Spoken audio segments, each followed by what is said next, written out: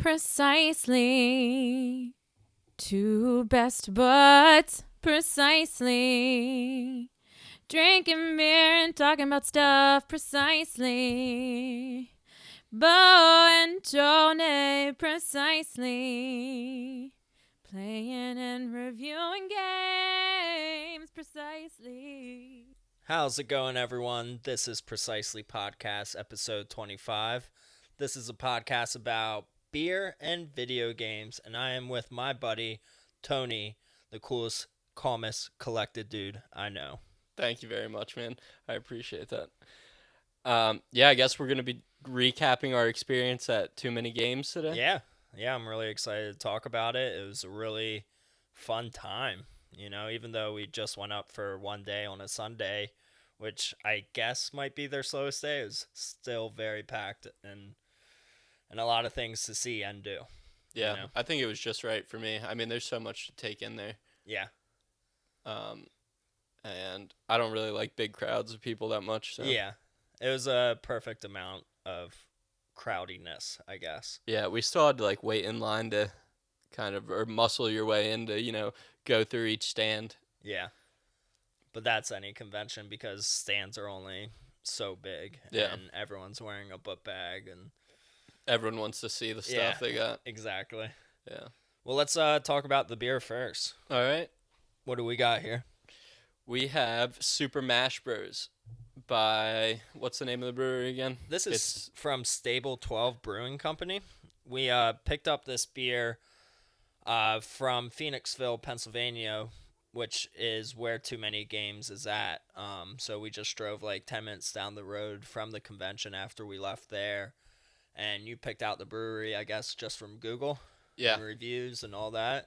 And damn, it was a good brewery. Yeah, it was great, man. And we got to sit outside there. Had a lot of fun just talking. The food was great. All the beers we tried were really good. The atmosphere was good. The customer service was good.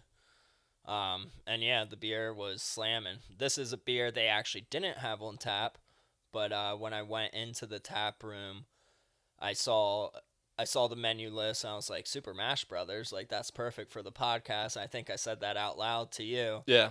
And the bartender, after I already got a 4-pack, the bartender gave me 2 extra beers on the house, which was really nice of him. So we are going to review those 2 beers. Well, the 2 Mash Brothers that he gave me. Yeah.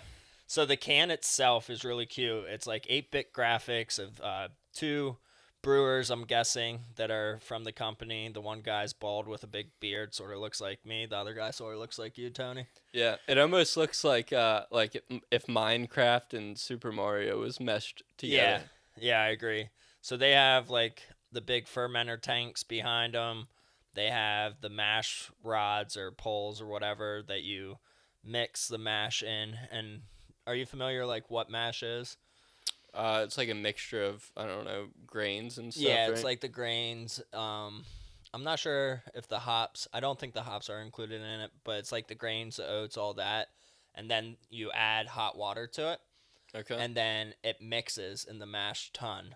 And you have to physically turn it too. And that's the poles that they're holding right now. So the little information that I could find online was that they brewed this beer out of their new mash tun that they just bought. So this was their first beer that they brewed, hence the name Super Mash Brothers. So this is a New England style IPA. Smells very pineapple-y. Definitely. Very fruity, maybe guava. It looks like pineapple juice. It's very cloudy, hazy, which a New England IPA should be. Has a good rimming effect with the head around the glass. Have you tried yours? Yeah, it's fantastic. It's What do you definitely citrusy. It's sweet, but it's not too sweet, and I think it's really refreshing. It's like a well-balanced beer, I would say. Yeah, it has a dry finish, which to me, almost makes it smoother to drink. Oh yeah. This is something I could just drink down real fast. Yeah. But very very citrusy, very pineapple-y, orange and lemon zest almost. I love it. Yeah. And this is like up my alley when it comes to the ABV, which I believe weighs in at 6.4%. It does. Yeah, so it's not too heavy. You can have a couple of them and, be all right. Yeah, shout out to you guys at Stable 12 for making this awesome beer. And hooking us up with 2 extras. We appreciate it. Yeah, thank you. In Phoenixville, Pennsylvania, like just driving through the main street, we saw, I don't know, probably at least a handful of breweries on the Yeah, main half drag. dozen maybe. Yeah. Which it's really cool. It seems like a nice town to hang out in. Yeah, I would love to go visit there and try more breweries and more beer and just have a good old time. So let's get to Too Many Games. All right. What was your initial thoughts like walking into it? Well, I didn't really know what to expect, and I honestly thought it was going to be way bigger. Okay. And I guess when we first walked in, we just walked into the room that had all the stands, So we started going around the stands, and I don't know. I don't really know that much about old games and pricing of stuff. Yeah. So, just looking at that was interesting. Definitely like, oh, this is worth, $200 or whatever. Yeah. This isn't. And see, some people are, bargaining. So that's interesting to see. Limited Run was there. Their stand was pretty cool. I got to see a bunch of their, games they put out. Games that have already sold out on their online store because their games sell out like within 10 minutes of being released. So it's really cool that Limited Run is there and can sell like this back stock that they hold. It just makes me feel like maybe their games aren't that limited because this isn't the only convention that they're going to. Definitely. But I actually picked up a game for my wife called Dust, the Elysian something, I don't know. It's called Dust, and there's like this like fox character on the front of it. It looks really cute, but man, she's hooked on it. She's been playing it the past 3 days since we got back, and she really likes it. It's this platformer game, very action oriented, where you can do combos up to like 1,000 hit combos. She's gotten over 200 hit combos and like got like a little trophy award when that popped up. Yeah. But it's really fast paced, action packed, like puzzle platformer. Find out where you need to go and get to it. Reminds me of like Owlboy for the Switch, or not Donkey Kong, but it like any good platformer. Like the graphics look cool. She likes the story. I haven't really been paying attention to the story. But yeah, she's hooked. I know Chronicles of a Gamer, shout out to you. He's played it. He was like, it's an easy platinum. I was like, well, I got it for the Switch. And platinums are only on PlayStation systems. Yeah. And Unsealed Games actually told me that he bought his PS4 because this game was released on the PlayStation Network for free that month. Oh, yeah. So that's why he bought a PS4 just to get this game for free. Wow. Which is ridiculous. But hey, shout out to you for doing that. And it's a great game. Like, I'm excited to play it myself. I don't want to play it right now or take over anything that she's doing because it looks like you learn a lot of different moves. And I would just be lost right now playing it. Yeah, you kind of got to start fresh with your own game. Absolutely. So happy with that. When we first got there, highway to Cal, she was outside waiting for us. We showed up with Tyler Manning's Game Corner, and we were all wearing our Precisely Podcast t-shirts. Yeah, we were definitely like matching, rolling deep as a squad. Yeah, I loved it.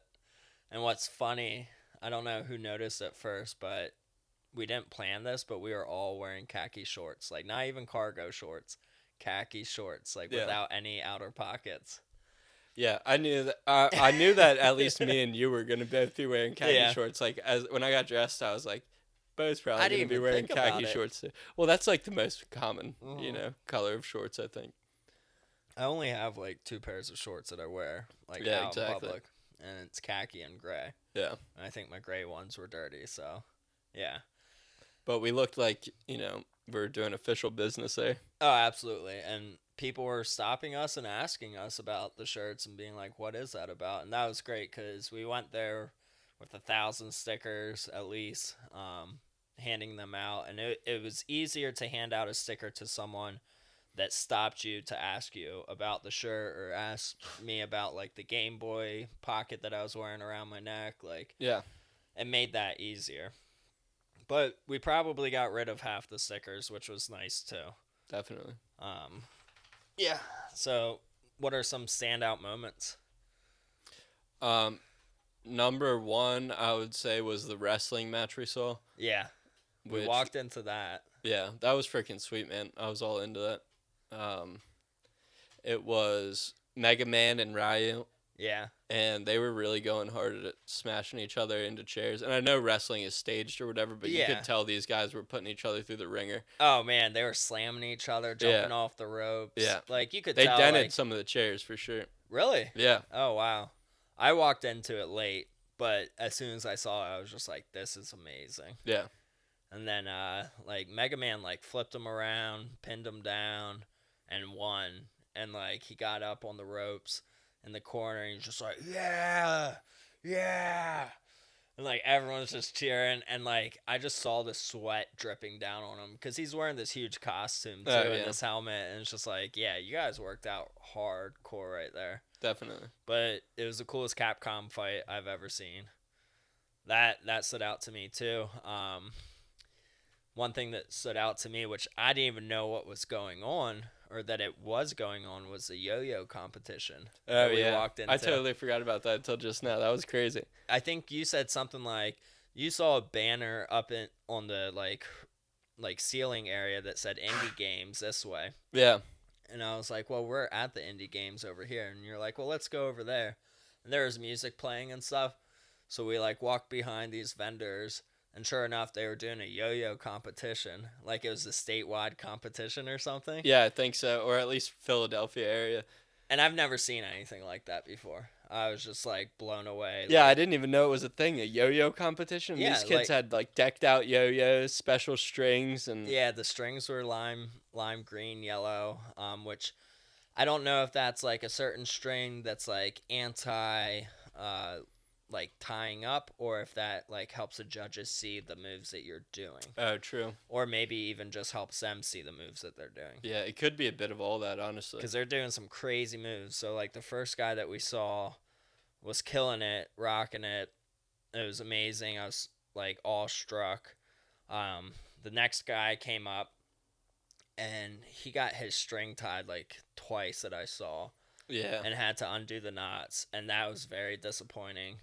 And I was just like, I can't watch this anymore. Yeah. So then we walked outside for a little bit, and came back in, and we saw the last contestant, who was wearing a komodo. Kimono, yeah. Is that how you Yeah. say it? Like a Japanese like Dress, kind yeah. of, yeah. And this dude just looked like an anime character. Like he was dressed to impress, and he had this really cool like techno-y like Japanese music that was going on, very Asian influenced music. Yeah. And his yo-yo tricks literally like went with the beat of the music, and it was super fast paced. Yeah, he was spot on, man, and he was killing it, and I think he knew he was killing it too. He definitely had that like confidence, that Yeah. swagger about him. Yeah. He was just good from the beginning, and like it was funny like seeing the other contestants like up on stage. You know, they were still doing good, but there was other kids like in the batting cage areas, you know, like next up, that were like practicing their yo-yo stuff. And I saw this guy wearing the kimono to the side, like not in the batting cage area, and he was just like flicking the yo-yo down and bringing him back up like nothing, like no Really? tricks really. But I'm like, what the hell is this guy wearing? Like he must have already went, you know. Yeah. And sure enough, he didn't, and he just rocked it. Like we didn't stay around to see who won, because I'm sure the judges had to tally it up, but my vote was for him. I don't know how anyone else could have done better. Yeah, I mean, we did miss a couple people, but that Oh, that yeah. kid did really well. Did really cool. So shout out to you, kid. I hope you won. Yeah, definitely. What else? We got to play a couple games. Yeah. Arcade style games. So they had this huge arcade area set up. Like even though like you said, like it looks sort of small on the inside, Yeah. there's all these like hidden rooms and areas that you don't really see at first. Yeah, exactly. So we walked in and we saw the main room, but then there was, like a room to the left of that, and then a room in the rear. And they had like a concert going on. They had Yeah. a whole assortment of like arcade style games, Yeah, and then they probably had at least tournaments and stuff like going on in the back. 60 arcade machines, I would say. Yeah.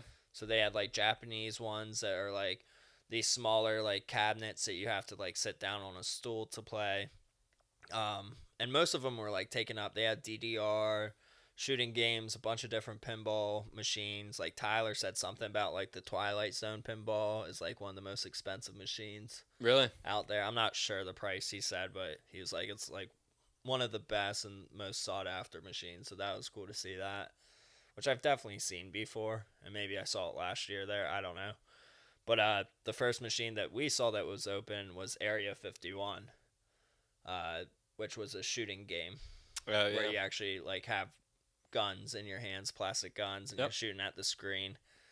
And we got far. We were killing it. I was having fun. Yeah. Yeah. That was super fun. I love this kind of style of games, especially to play with a friend. Yeah, and that you don't have to put quarters in. It was all free to play. Yeah. So Yeah. that definitely helped us out a lot. Oh, we died a bunch. Yeah. But we went from that, and then we started playing the shmup game, like Galaga or whatever. It was a fun game. Yeah. I don't know what it was all in like Chinese or something. I Yeah, think. it was definitely from a different country.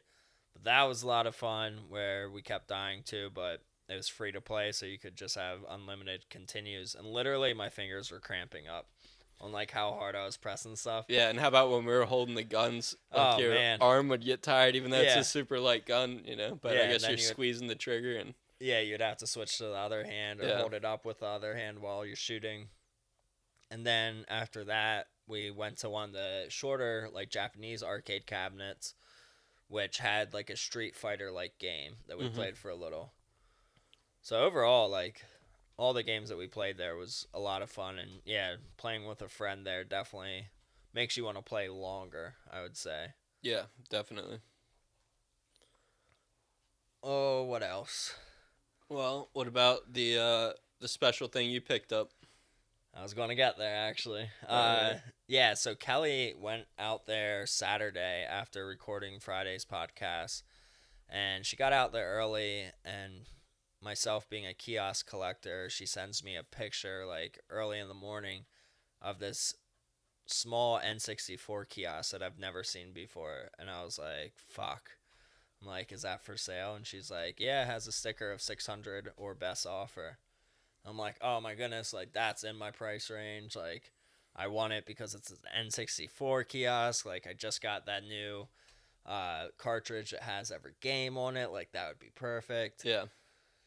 And she kept like messaging me back, but like obviously she's at convention and couldn't like respond to all my questions. But I was like, we went kayaking Saturday, and I'm messaging her while on the creek, being like, have you talked to them yet? Like, can you tell them that you have a friend that's interested? And like tell them that I'll put $100 deposit down and I'll take it for 500 without even seeing it in person. And I'm so glad she didn't like say any of that to them. Like, eventually she got back to me and she was like, I want you to see it in person because it needs a lot of work. Like, the TV screen has lines in it. It's not showing like the right colors on it. The controllers are a little busted. I was like, okay, like I'll be patient. Like if it's there by tomorrow, then I can work out a deal. If it's not, it just wasn't meant to be. So that was the first thing I went to. Like, walking into the convention, I was like, where's this kiosk? Yeah. She pointed it to me, and sure enough, it was a lot smaller than I thought.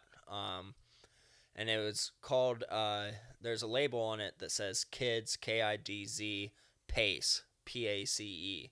So I did some research the night before we went, and this is a company that actually makes kiosks from old generation systems to, current gen systems for other companies and businesses. So they made the kiosks for McDonald's when they had the N64 and GameCube kiosks in their restaurants. And I'm not sure exactly where this one came from. Like, it could have been at like a giant grocery store, like in the kids area, like daycare area. Like, Yeah. really not sure. The TV is busted, but hey, it's a CRT. I can replace that. It still turns on. The volume works, all that, but it does have lines up at the top of it. It's not really showing any blue. It's more like a green and yellow hue to it. The joysticks on the N64 controllers are busted, and I was thinking about replacing them with new controllers, but I'm thinking now if I can open them up and still keep them on the arms that they're attached to, I might just replace the joysticks on them Yeah. instead. That might be the cheaper and smarter route instead of damaging other controllers to get them hooked up onto the arms. Yeah, definitely. You could even replace everything inside of it if you needed to. Yeah. Yeah, I was thinking about moving my Pikachu N64 into it. But it's a really cool kiosk, and they had it for 600. I talked to the owner of the business, which was, I don't know, an 18-year-old kid. And then his dad was helping him run his business, Yeah. and his grandfather was there, and like another grandfather. It was a really like weird business when it came to the group dynamics, but the kid was very friendly. The dad was a little stubborn. Uh, I initially started at 250. I was like, hey, this is what it's worth to me. He's like, oh, there's no way, like, you know. And I named off the things I just named. I was like, it's not in the greatest condition. It's not original Nintendo hardware. It's not like a Nintendo made kiosk. Like, this is a kids pace kiosk, so it's an off brand third party thing. The controllers are busted, TV's busted, like all that will need replaced. And he was like, well, can you do 350? Like, I believe we bought it for 300, so it'd be nice to make $50. And I was just like, nah, there's no way I could do that much for this. And he was like, oh, come on. And I was like, I'll be nice and I'll go up to 280, and take it off your hands. And I asked them then, I was like, where are you guys from? They're like Ohio, and they had a really big setup Yeah, going definitely. on. That was probably one of the bigger stands there, honestly. Yeah, they were like right in the center of the convention, and I was like, well, you don't want to have to take this big thing back with you in your trailer, and they're like, yeah, you're right. Like, I'll do 280, and he was like, we can't lose money on this, but we can break even, so let's do 300. And I was like, the only way I'm doing 300 is if you give me a new controller that I can at least replace one of these busted ones with. So the kid brings out two brand new controllers to choose from, and they weren't like original OEM Nintendo controllers. They were like third party ones that like break within 10 minutes of using them. Oh, really? Yeah. Are they that bad? Yeah, usually. And I was like, I don't want that junk. I was like, let me get a used original one. So he had a bin of those, and I picked out an atomic purple one. So I got that for free and spent $300, half of what they were asking for it. And to me, that was a good price for both of us. Like, they probably shouldn't have bought it at 300 without fixing it up Yeah. to try to sell it for 600. Yeah, definitely. I mean, in good condition, they probably could have got a bit more out of it. Oh yeah, they could have got more than 600 if the TV was working and the controllers were fresh and all that. You think so? Yeah. But like you said, it's not, a Nintendo kiosk. It's just a kiosk with a Nintendo in it. Yeah, but people still want that. People still want to have that game station, Yeah. Like, think about those little mini arcade cabinets that One Up 'em or whatever company is making. Not Team One Up 'em, but like One Up 'em, I think they're called, or One Up Arcade. And they're going for like $300 at Walmart, Really? and they just have like 1 to 4 games on them. Oh, wow. Yeah, and they're like Nintendo games. Yeah.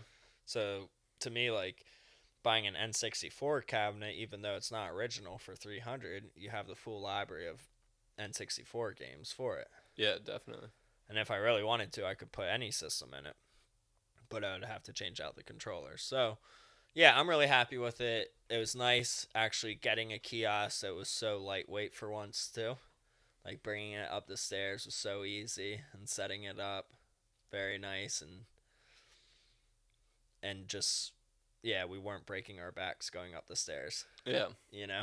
Yeah, that was the easiest one, I think. Yeah. So I think we're going to deck it out with some precisely uh, logos Stickers. on Yeah. it and stickers. And maybe if we like do a convention ourselves, that would be like a system we would bring, like a small event or something, like a live stream of our podcast. Yeah, I think that'd be a lot of fun for a bunch of people. Yeah.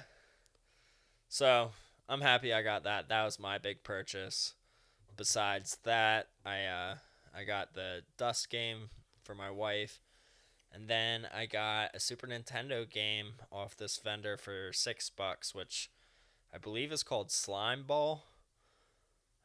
It's somewhere on my shelf, but it was this really weird game that I've never seen like the cart label from, and it had decent reviews. It looked like a platformer, but for $6, I couldn't pass it off. The guy had it for 8.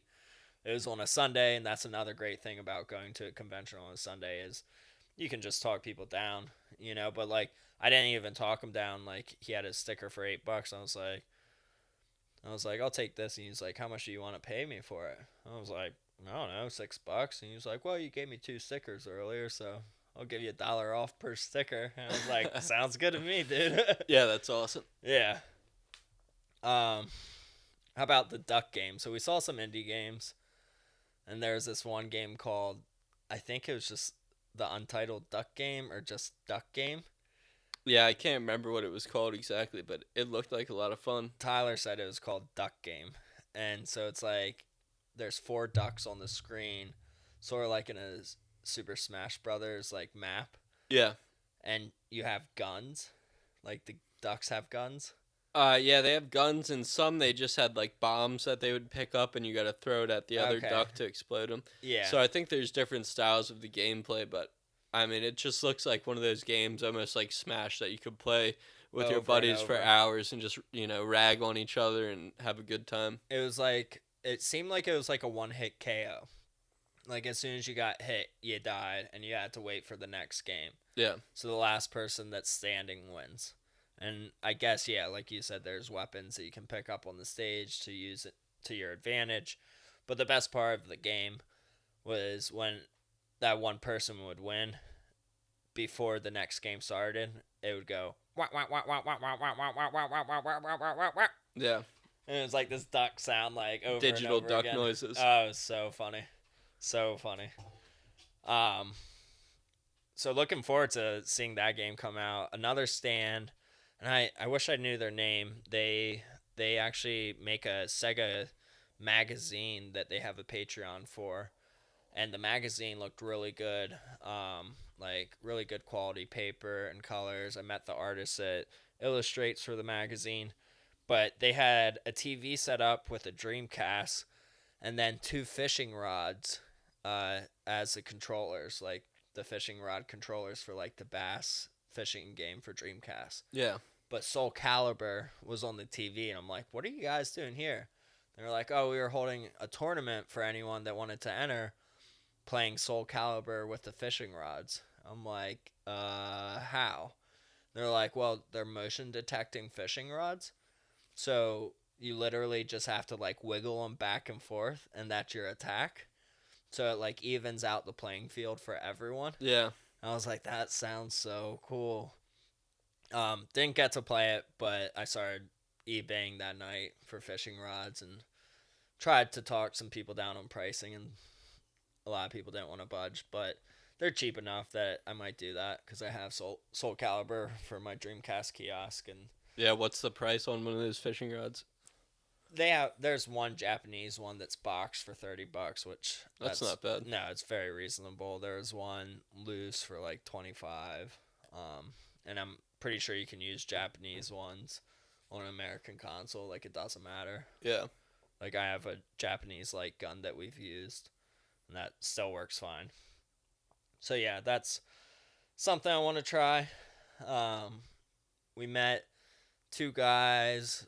So I was wearing like an extreme green Pokemon or a Game Boy Pocket around my neck. Had this like necklace on that was an actual Game Boy Pocket, and this one guy stopped us while we were looking at games or stands, and he was like, "Oh, I love your necklace," and I was like, "Thanks, man." And I showed him the game, which was Quarth that I had in the Game Boy, and he was playing that. His name's Blaine. You can follow him at Blaine the Barber, I think.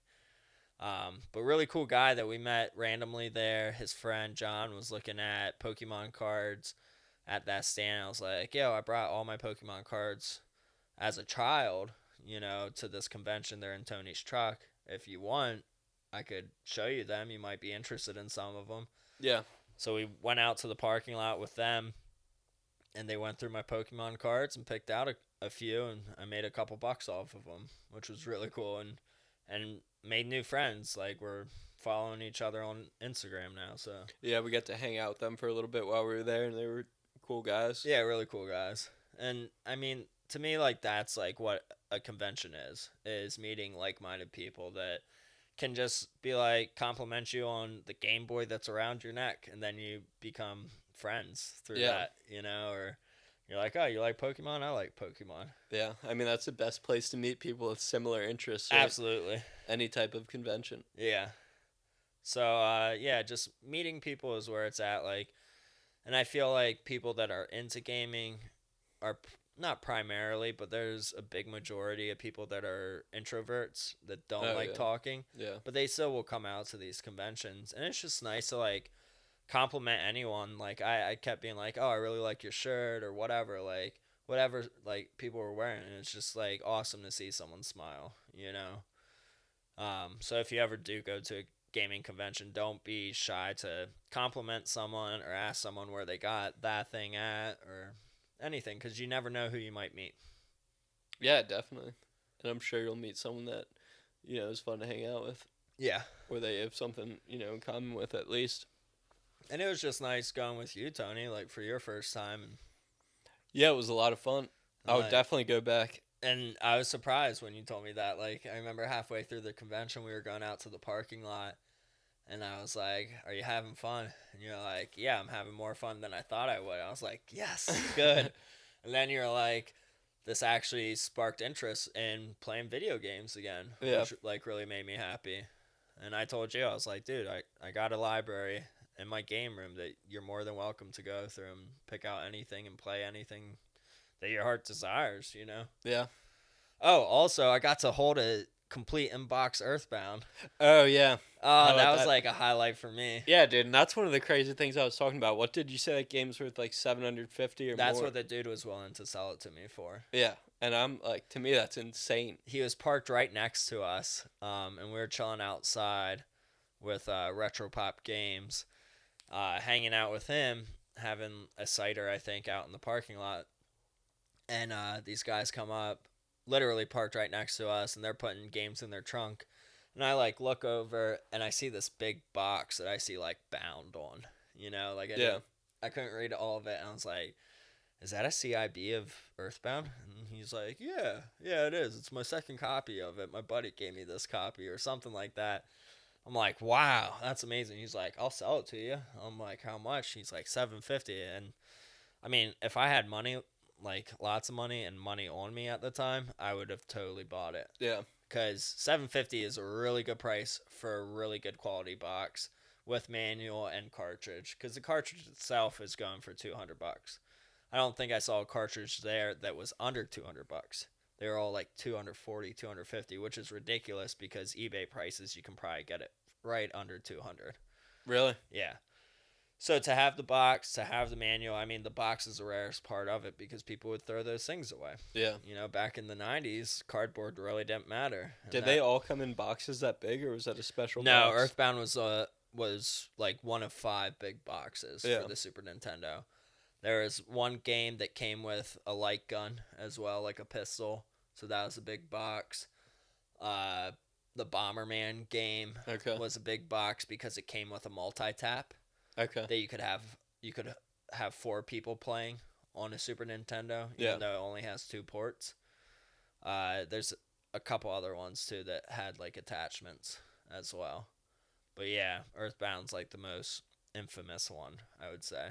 So I was like, can I just hold that, and get a picture with it? Like I did buy it, you know? And he was like, yeah, absolutely. Really nice guys. And I was like, man, I can't believe that Earthbound was like right next to us this whole time. And like I said it out loud, like jokingly. Yeah, and like just being like honestly like just surprised about it. And I saw him later at the convention, standing at the back of the line, waiting to meet the angry video game nerd. So they were still in the line after we left. I'm pretty sure, and yet their car wasn't parked there anymore. Yeah. So they moved their car because they were like, "Oh, we don't want this kid fucking jacking our video games." Yeah. It is pricey though, man. I mean, Oh, that's a yeah. lot of money to have sitting in your trunk. Yeah, I mean, I'd be paranoid too, especially knowing that some stranger knows what's in my vehicle. Yeah. But I would never do that, and I hope nobody would do that to anyone at a convention, because that's theft and that's stealing, and you're fucked up for doing that. Definitely. So yeah, we handed out a lot of stickers, but we were able to hand out so many stickers right at the end. Thank you to Angry Video Game Nerd, because he had the longest line. Yeah, there must have been, I don't know, 200 people in line to see him. Yeah, I would say even more, because it wrapped around. Yeah. So I had the great idea, or Tyler had the great idea, but then I didn't hear Tyler talking to you about it, but I was like, hey, I'm going to go to the front of the line and just go down the line and hand out stickers. And Tyler, I think, was like, oh, I was just saying that to Tony. I was like, well, I'm about to do it. And then I think you guys hit up a separate line from me. And it was so easy. I was just like, hey, we're a beer and video game podcast. Here you go. We're a weekly podcast. Listen to us at Precisely. And yeah, a lot of people were very interested. I think we gained, a decent amount of followers from that. Yeah. Really don't know yet. And, when it comes to conventions, you don't really go through your book bag until like a week later anyway. So we'll see what happens from that. Yeah. I'm sure there'll be a bunch of people that check out the link. Yeah, we'll see. That's about it when it comes to too many games. Like, I'm hyped for next year. Yeah, I'm definitely looking forward to it. Anything else that you want to say about the convention? No, I mean, I would definitely recommend to check it out. If you've never been to a video game convention, at least go to one near you. You'll probably have fun and take a couple of your friends too. And then stop and get beers and food afterwards, because that's the way to do it. Yeah, absolutely. And I don't think we did that last year, and that was the way to go about it. Just grab dinner, because usually the food's not good at conventions. Yeah, and it wasn't good. No. We had I had a turkey sandwich. I had chicken fingers. Yeah. Without any fries. Oh, another thing is bring a Switch, like we said, because we were able to set up in the cafeteria at a table. It was Tyler, Kelly, Tony, and I. And we all had Switches minus Tyler, but he was able to play off mine, and we played 4-person LAN party of Mario Kart, and it was a lot of fun. I think I beat y'all for the most part. You won one, right? Yeah, I won one. Yeah. That's it. But overall, I think I won. Yeah. It was fun, though. It is. It's always fun. And, like, not having to go online and just playing with people that are right next to you. Yeah. Super Linked fun. up super quick. Yeah. Everyone was in the room together. Wireless link up. Psh, so great. The Switch is an amazing device. So, what games have you played, Tony, or game? Well, I borrowed Absolute Drift Zen Edition from you. Yeah, which is a limited run game. Yeah, and you actually let me unbox it. Yeah. And I honestly didn't think you would let me take it because I saw it was sealed up. But as soon as I saw it, I was like, man, I want to try this thing out. And it was under the stipulation that you take a video of it and post it on Precisely Podcast. Yeah, do the unboxing and stuff. It was a really cool video. Yeah, thank you. I enjoyed that. I wish, I could have made it a little better, but I thought. I thought I it was practiced it once, and I was like, oh, that'll be good. Wait, you practiced unboxing it? Yeah. Or like doing the cellophane off of it? Yep. But without doing the cellophane. Yeah, but without taking the cellophane off of it. Like, That's I got fun. everything in the frame, put the music Cool. on. That's the way to do it. Yeah. Yeah. It looked good. So tell me about the game. Dude, it's super fun. It's like a overhead top-down view drift game. Okay. And you're just a little car. I'm pretty sure you're like an 86 Toyota Corolla, my original car. Probably. And there's other cars you get. Oh, okay, cool. And then there's other paint jobs you can get. But, I mean, it's absolute drift. It's all about drifting. And there's all kinds of different ways to score points, get longer drifts. And I guess was researched a little bit, and I guess in this one now, the Zen edition, you can do night drifting, which is pretty cool. I got to do one race of that. So are you on actual tracks or what? The one is kind of like an actual track, but it's all really like plain.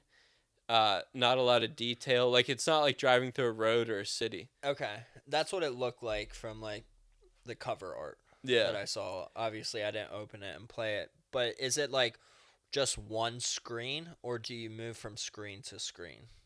I would say it's one screen. Like you're like solid, like like Link's Awakening. When you move to another screen, it's not like that. No, it's not like that. You Yeah. stay on one screen the Yeah, whole time yeah. overhead, so your car is like pretty small on the screen. Yep. So Yeah, what it is. what are the controls like then? Um, so it's they don't tell you the controls, which Really? yeah, but I figured it out easy. I mean, it's mostly like any racing game. You know, you got your triggers. R is gas, Okay. and then L is brake reverse, Okay. and then you steer with the left stick, right, or the right stick. Right stick, I guess, is steering usually. Okay, so Yeah. it's just one stick. It's not both sticks. Yeah, Okay, cool. and then you just give it the gas you need and the brake. It's hard to get used to at first. I Um, I like the sound that it doesn't give you a tutorial, because sometimes I get so sick of tutorials. Yeah. Like being a gamer. well, it does do a kind of tutorial, but it's not like I guess. it doesn't hold your hand. Yeah, Okay. exactly. It's just like, yeah, it says do this, and then whenever you quit it, it's like, remember, getting good at the game is the only way to get more points and get on the leaderboard. Oh, cool. So it's like telling you, you can quit whenever you want, but the more you do it, the better you're gonna get. cool. I like that. Yeah, I enjoy that too. And the soundtrack was great. Typical kind of music you would expect in, a driving, drifting game. Like techno or Yeah, yeah. More like techno, electronic. digital, electronic, Yeah, yeah. yeah. And then maybe with like an Eastern twist. So Yeah. how do you rack up the scores? Like getting like closer to the barriers? Or Yeah, what? so there's like drift poles that the closer you so it's about like I guess speed and accuracy when you're Okay. drifting. So the faster you drift and like the closer you get to certain poles, you get more points. And then there's like lines or like a series of dots, and if you drift and hit all those dots, you get points for that. That's And really again, cool. it depends on speed and stuff. Okay. And then there's like combo meters. But I think that's about it, at least as far as I've got through it. So it's a very, to me, it sounds like a very like simplistic game, Yeah, but yet the better you get at it, the more complex of a game it can be for you, especially if Definitely. you're like a high score like enthusiast. yeah. And I'm playing on easy right now, Okay. and it's still somewhat difficult. I don't Did know if I'm you- just really bad at it or what. Is it easy, normal, hard then? Yeah, So did you try it on normal? no. Okay, you just went with easy in the Yeah. beginning. Okay. But I think you can just go back at any point and change What it. do you think the difference is then? I think it's going to be like more difficult checklists to complete. Like you go into Okay. I don't know, like a mission kind of, and it gives you like drift for 5 seconds, get a 10 times combo, Okay. So maybe it'll be like drift for 10 seconds straight, or, get 5 drifts without running into a wall, Okay. you know. So how many levels do you think there are? Um, I don't know. I know I had to pass like 5 or 6 objectives to unlock the second kind of set of things to do. Which is like a different like layout then? Yeah. Okay. So you just drive to a different place on the map essentially. Okay. Um, but I looked it up on how long to beat, and I think it was like the average time was maybe like 3.5 hours to beat it. Okay. But I played for like an hour and a half, and there was so much of it that I was just like messing around, because Yeah, it's yeah. so much fun. I don't know. There's something about drifting. It just yeah, I know. even like in a video game, it's like like I could go around in circles for days. Yeah. It just feels You good. know, or oh, let me drift around this, let me drift around Yeah, that, yeah. let me try and do a figure 8 or something. So there's not like a time limit that you need to get these things done. Some of the things, yeah, if Okay. you go into certain missions, but there's like, I guess 3 different sections of things. There's stuff once you get to the new section of the map. There's like little objectives to do, and then you can drive into the couple race or like missions they have, and then there's like a race at the end. Cool. I'm excited to try it. Yeah, dude, you'll like it a lot. I'm like And excited to try it because of how enthusiastic you sound about it. yeah, Like, they should. I don't know if they did make it for the Switch, but it would be a perfect game for a Switch. I agree with you on that. I don't think they did, Yeah, although they should have. definitely. I I mean, think- it has Switch written all over it. And I might be wrong about this, and let me know if I am, but I feel like it came out before the Switch came out. Yeah, so I don't know if like Limited Run makes their own games or because this game was for the PC, I guess originally, Okay, and then they just ported it to PlayStation. gotcha. So maybe it is for the Switch, but it would only be on the eShop, I'm guessing, if Yeah. it is. But I don't think it is. Yeah, I mean that would be a fun game that you could pick up and play. You know, anywhere you're on a train or whatever, Yeah, car ride. you got 10 minutes. Yeah, exactly. Perfect game for that. Yeah. Well, I'm excited to try that. For me, when it comes to games, I played Crash Team Racing for the Switch. Kelly brought that over after we were done recording our last episode. We played that, and I'm not a fan. Really? Yeah, It looks good. I mean, visually it looks great. It's not Mario Kart. Let's put it that way. And maybe Mario Kart's too easy, or maybe I'm just so used to those controls. Yeah. But yeah, Crash was just beating my ass. Maybe I was too drunk, which I was last podcast. It's a lot stiffer of controlling. The loading times, like once you pick your character and the level, getting to the actual level took almost a minute Really? of loading, Yeah. which is such a like turn off. Yeah, definitely. 'cause it's especially for a style of game like that. When it's that long, you're just like, oh, I forgot I'm even playing this, or I'm pissed off that it's taking this long. Like literally over 30 seconds Yeah. of loading to a minute. So I didn't like that. Once we got into the race, I just kept racing off the track. Like the drifting is very stiff, where I feel like Mario Kart's very loose and it has a lot of give, Yeah. where you could start a drift early but still control that whole drift all the way around that turn. Where it's like with Crash, if you would start it too early, you're going off the track. Really? Yeah, there's no way to like recorrect it without getting off the drift and then going back into it. Another thing is like the item boxes, super small, and it's so easy to drive by them. Unless you're directly like on it, you're gonna drive by it. Yeah. So I didn't like that. And I told Kelly, I was like, I just want to play Mario Kart now. So we played that and had fun with that, but I was still sucking, so I knew I was drunk. Yeah. Yeah, I'd be interested to try it and see, how it compares. Yeah. On top of that, we're recording on a Wednesday, so just because we're both busy this weekend, we can't record this weekend. This podcast will be coming out Saturday, so I haven't really been playing that many games. But while my wife was playing Dust, because she was on the Switch, I was like, well, I feel like playing a game, can't play the Switch handheld mode because she's on that, playing it on the TV. I was like, let me bust out the Game Boy Advance. Played some Klonoa, which really reminded me of Dust visually for the Game Boy Advance. Like the characters almost look the same, but this is a puzzle platformer that's really fun. If you've never played a Klonoa game, it's out for all the earlier systems. So Game Boy Advance, PS2, PlayStation 1, which is a very expensive rare CD game. About $200 it'll run you. Tyler was looking for it at the convention, couldn't even find it. Kelly was looking for him the day before, couldn't even find it. That's how rare of a game it is. Kelly was actually able to pick up her copy of it at Too Many Games last year for like $170, which was a decent deal. But they also have Klonoa for the Wii as well. But besides that, they haven't made any, and it's a really solid game.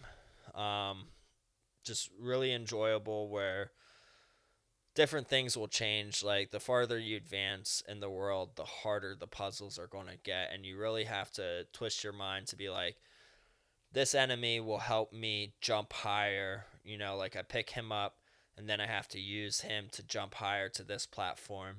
but then I also have to use this enemy where he's not destroyed as soon as I drop him to jump higher. He still has like an extra life before he dies. Yeah. So how do I use that to get to the second platform up there? It'll make your brain hurt after a while the Yeah. farther you get. So I didn't really play that long because I'm pretty far into it, and I was like, let me pick this up. Let me see if I can remember where I'm at. And I advanced a few levels, but then I was like, I gotta put this down. Like, this is hurting my head for sure. So then I was like, I need something simpler, but still on the Game Boy Advance, and I went with WarioWare Twisted. I believe I brought this game up before in the podcast, or at least with you, Tony. It's one of the weirdest games for Game Boy Advance, where it's a bunch of mini games. The story mode, you go against a different character in the Wario Nintendo franchise, and they have 15 different mini games that will randomly come at you. And after the 15th one, there's a boss battle, which is also a mini game that might last 10 seconds instead of 2 seconds or 3 seconds like the mini games are. Yeah. But the cartridge itself is a big fat cartridge, unlike any Game Boy Advance cartridge. Mm-hmm. And it's because of that, because it has a gyro mite in it, or like a gyro in it. Yeah. So the game is called Twist It, and it's all about twisting the Game Boy Advance left and right and literally turning it around in a 360. So the screen's always still facing you, Yeah. but you're turning it like a clockwise or counterclockwise to like get through the missions, or pressing the A button. I don't even think you press a B button once, or the L and R. It's just twisting an A button. Mm-hmm. So it's these mini games where it's like, cut this girl's hair, and she has like these big bangs, and you have to lean her head down one way, and there's I think scissors, I might have played that before. and then lean yeah. it down the other way, scissor that within 3 seconds. Yeah. And then like the boss battle was like, make this guy walk, or it'll be like, walk him. It's like 2 words. Yeah. So you gotta figure it out. So like after doing all these small little missions, you get to the boss, and you realize, all right, he's walking fine, just how he is. And now he's walking up a hill, so I got to lean the Game Boy Advance the opposite direction so he leans his body forward. Oh, yeah. And it's like, that was probably the longest boss battle, being like 15 seconds long. And like, you're going up one hill one way, and then he's coming back down the hill, so you got to lean it back the other way and just keep it balanced. And the whole time he's like wiggling around like he's about to fall.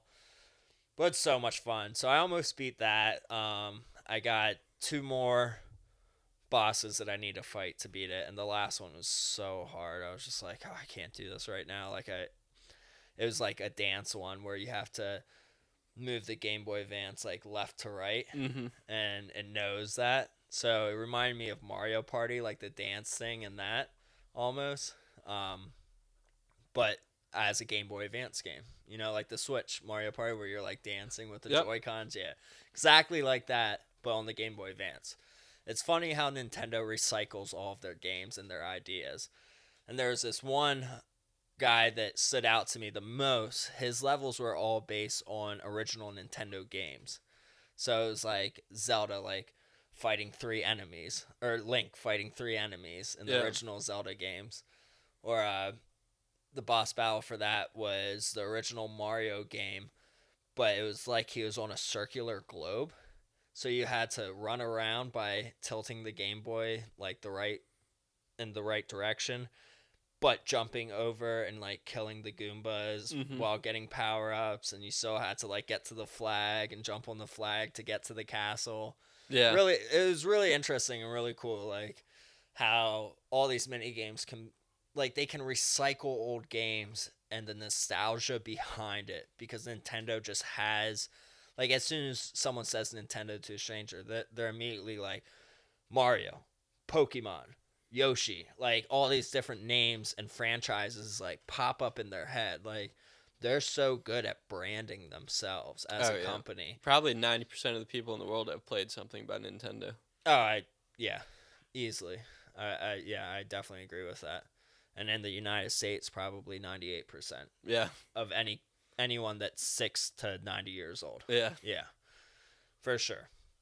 So those are the 2 games that I played. Majorly. That wasn't a word. played a little bit of Yakuza 0, but didn't get far into that because my wife got home and she's like, let's watch TV instead. And I was like, okay, that's fine. But yeah, I'm looking forward to our news too that we want to mention to everyone Yeah. because we're going to have more time to game. And hopefully our fans aren't upset about this, but we're very happy about announcing this. Instead of being a weekly podcast after this podcast, we're going to go every 2 weeks. Yep. This way, like we started this podcast, Tony and I started this podcast because we were gaming every weekend and That's how it started, really. Yeah. We would hang out, game drink, eat. and talk about gaming, you Yeah. know, and being like, what game you want to play next week or whatever. And Yeah. eventually it was like, hey, we both listen to podcasts and let's just do our own podcast. And really, after our 25th episode, we haven't gamed together that much. No, it's been more like, Work. yeah, Yeah. come over, do the podcast, and then, summertime, so everyone's doing stuff on the weekends. It's tough. Yeah. So I think it's going to be better for us to get better content out to you guys Yeah. and, more fun also for us to play more games. Absolutely. So we'll have a weekend off where we can actually enjoy playing games with each other again. And we'll have more news to talk about then as well because we like to be picky about what news topics that we do bring up in our podcast because not everything is important to us or our listeners, you know. And I would say that we're not necessarily a news podcast when it comes to gaming. Definitely not. Unless it's something interesting Yeah. that like piques our interest, we don't really care to talk about that. We want to differentiate ourselves from other gaming podcasts that way. We just want to keep it positive and keep the quality high.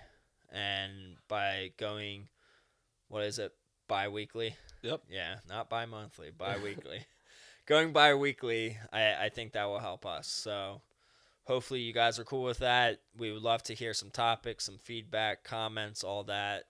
Please, if you're not subscribed to us yet on iTunes or Spotify, subscribe. Give us a good review if you want. And follow us at Precisely Podcast on Instagram. That's right. And don't forget to check out our Patreon and, support us if you'd like. Yeah, that's at patreon.com/precisely. That's about it. We'll see you in 2 weeks. Precisely. Precisely. We out. We out.